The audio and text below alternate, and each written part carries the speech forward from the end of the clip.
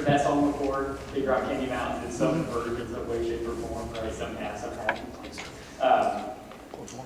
Within this song, this is a song that kind of romanticizes the hobo lifestyle, right? And so you get this image of a hobo, people who are homeless, as living this kind of wandering, free, roaming existence where they can go wherever they want, do whatever they want, right? You know, they get to have a constant camp out outside, and so the sun is shining. That's the primary hope, right? And so within that, you also get this image of them as being lazy, people who don't really want to, they hung the jerk who invented work in the song, right? And you have this connection to alcohol, because all homeless people are alcoholics, people who drink. And then you also get this image of them as being criminals in some way, shape, or form, running with the law in the jail. And then the one piece that you don't really get within this song is another kind of common stereotype, is the idea that homeless people are, in fact, very dangerous to people within the world. And this song kind of romanticizes the whole thing, so you don't get this real sense of danger, but you do get a lot of the other kind of common stereotypes that come up. And this song, I think, in some ways, it really does depict a lot of the common ways that we think about people who are homeless. And this picture of homelessness is a picture of a single adult man who lives outside on the street and who is an alcoholic. And that is really only one section of people who are homeless. The truth is there are a lot of other types of homelessness within the world. A lot of people who are homeless actually will double up. They'll live with a family member or with a friend, so they may not have a home of their own, but they'll have a place where they can stay with a family member. There are also people who bounce from couch to couch, so they're not necessarily outside, but they go from couch to couch over time. And then you have people who stay in shelters, who actually go into the shelters that are available and stay in those. And you have people who stay in their cars, like Diana talked about staying in her station wagon, and then we heard her story from a couple of weeks ago. And then you do also have this segment of the homeless population that lives outside for a fairly long period of time.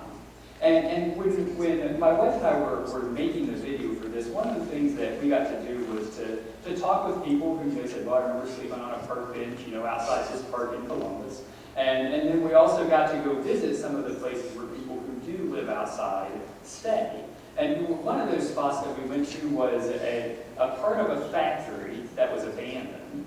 And this factory was right along High Street in Columbus. And so when you got about 100 yards off of High Street, you could be in a place that was an abandoned building from a factory where people who were homeless lived.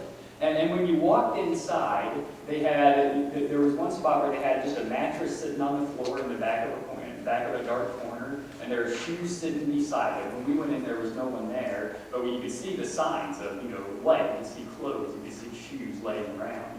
They had a box that was sitting in one of the rooms that had just a toilet seat sitting on it, and so that was where they would go to use the restroom, was to this box that had a toilet seat sitting on top of it. And in the entranceway where the door was, there were the legs of a chair, and they were charred black because the chair had been burned for heat. So the people who took us in said the last time they were there, that chair was being used by the people who were there, but it had gotten so cold in the winter, they must have actually set it on fire and used it to burn for heat within the building. And then another type of environment where people live when they're homeless outside for a long period of time are in tents. And so another spot that we went to visit was, it was right underneath an underpass in the middle of downtown Columbus. You could see the skyscrapers and everything from where it was. And underneath the underpass, you could walk up and you could see where they had all of their stuff placed on the top, on the underside of the road. And as you walked up to there, you could feel and hear this constant crunching of the glass underneath your feet. You could see lots of broken beer bottles and other things, that were around in that area. And then when you came away from that, you could go back a little path into a stretch of woods and you come to spots where the tents were kept. And from the tents, you could see where they had clotheslines strung and things hanging out. They had a burn pile in the middle where they would burn things for fuel.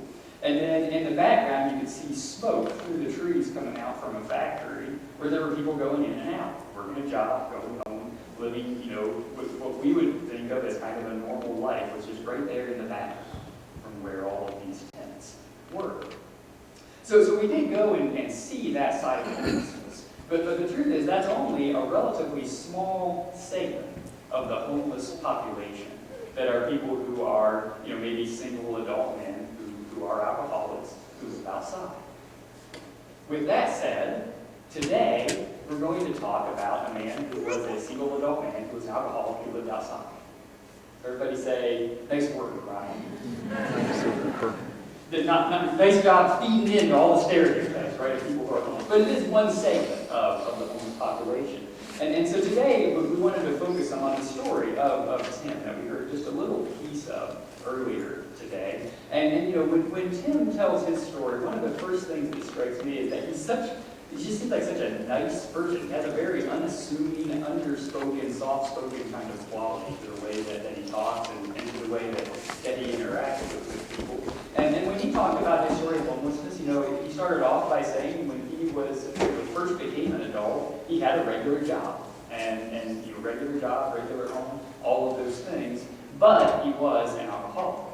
And over time, there came a moment of crisis within his life when the alcoholism kind of took over, when the job fell apart. He lost his job, he lost his house, he lost everything that he had, and he ended up going to live outside. And when he reached that point of homelessness,